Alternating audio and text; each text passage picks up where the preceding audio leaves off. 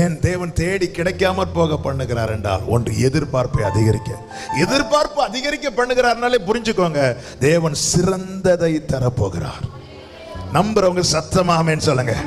இன்னைக்கு இந்த வார்த்தை எனக்கு தீர்க்க தரிசனமாவே பிடித்துக் கொள்ளுங்க.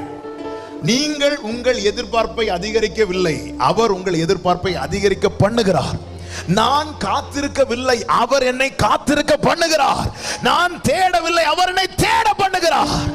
இனி இதுக்காக நான் ஜெபித்து, இனி இதுக்காக நான் பிரேயர் பண்ண மாட்டேன். எத்தனை முறை அநேக காரியங்களுக்கான ஃபைலை க்ளோஸ் பண்ணியிருப்போம். சர்ச்சில் வரும்போது அல்லது தேவ சமூகத்தில் அமரும் போது ஆண்டவர் முதல்ல செய்யறது அந்த ஃபைலை தூசியை தட்டு அதை ஓபன் பண்ணி வை. இப்படி எத்தனை முறை இனி இதற்காக நான் ஜெபிக்க மாட்டேன் என்று வைத்த காரியத்தை திரும்ப திரும்ப ஜெபிக்க வைப்பதின் காரணம் என்ன? உனக்காய் தேவன் ஆயத்தம் பண்ணுவது சாதாரணமானதை அல்ல, எல்லாருக்கும் கொடுப்பதை போல அல்ல. ஆமென்.